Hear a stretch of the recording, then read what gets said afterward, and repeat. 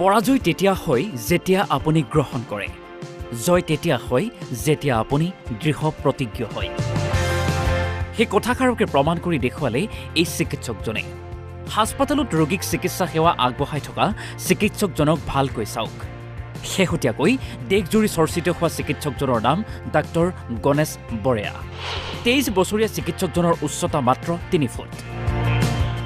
এই কম উচ্চতাই গণেশক চিকিৎসা সেৱাত বাধা দিছিল যদিও বৰ্তমান গণেশ সফল হৈছে। ডাক্তৰ গণেশৰ ঘৰ গুজৰাটত। হায়াৰ ছেকেণ্ডেৰী পৰীক্ষাত সফলভাৱে পাছ কৰি গণেশে নীট ক্লিয়াৰ কৰিছিল। কিন্তু কম উচ্চতাৰ বাবে মেডিকেল কাউন্সিল অৱ ইণ্ডিয়াই তেওঁক MBBSত নামভৰ্তিত বাধা দিছিল। মেডিকেল কাউন্সিল অৱ ইণ্ডিয়াৰ মতে কম উচ্চতাৰ বাবে গণেশে ইমাৰ্জেঞ্চি ৰোগীক চিকিৎসা সেৱা আগবঢ়োৱাত ব্যৰ্থ হ'ব।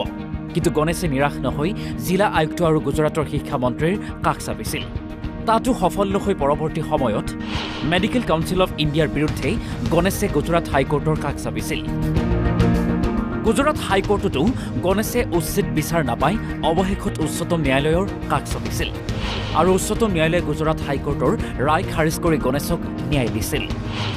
2019ত গণেশে MBBSত নামভৰ্তি কৰিছিল। MBBS সম্পূৰ্ণ কৰাৰ পিছত এতিয়াতো ভৱনগৰী চৰকাৰী চিকিৎসালয়ত ইণ্টাৰ্ণ হিচাপে কৰ্মৰত। ডাক্তৰ গণেশ বৰাই কয় যে কম উচ্চতাৰ বাবে ৰোগীয়ে প্ৰথমে অলপ অসহজ হয় যদিও পৰৱৰ্তী সময়ত চিকিৎসক হিচাপে মোক মানি লয় আৰু ময়ো তেওঁলোকৰ প্ৰাৰম্ভিক আচৰণ গ্ৰহণ কৰোঁ। गणेश विठल भाई बारैया। मैं तलाजा तालुका के छोटे से गांव गोरखी से बिलोंग करता हूँ। मेरी 3 फीट हाइट है और 80 kg वेट है। जब मैंने 12th साइंस का पास किया नीलकंठ विद्यापीठ। গাইজ কি খবৰ? এতিয়া সকলোৱে ভিডিঅ'টো চালে আৰু শুনিলে। এই ভিডিঅ'ৰ বনোৱাৰ উদ্দেশ্যটো এইটোৱে যে আপুনি যেতিয়া আপোনাৰ মনত বিশ্বাস আছে, আপোনাৰ মনৰ এটা বিশ্বাস আছে এই কামটো মই কৰিমেই আৰু ছাকচেছ হ'মেই বুলি আপুনি এটা আহক থাকিব লাগিব আৰু বিশ্বাস আছে, তেনেহ'লে আপুনি নিশ্চয় এদিন নহ'লে এদিন ছাকচেছ হ'ব আৰু সফল হ'ব। এয়াই প্ৰমাণ কৰি দেখুৱালে ডক্টৰ গণেশ বৰিয়াই। এই ভিডিঅ'টো বনোৱাৰ উদ্দেশ্যটো এইটোৱে আছে যে সকলোৱে যে কেতিয়াও হাৰ মানিব নালাগে, চেষ্টা কৰিব লাগে। চেষ্টা কৰাই উচিত, কষ্টৰ ফল মিঠা হয় নে নহয়? আপুনি কেতিয়াও ইদমত হাৰ মানিব নালাগে, ইদমত থাকিব লাগে। এই কামটো মই কৰিমেই, এই কামত যামেই, আগবাঢ়িমেই, এনেকুৱা এটা নিজকে আহক থাকিব লাগে আৰু ইদমত থাকিব লাগে। সেয়াই মই ক'ব বিচাৰিছোঁ।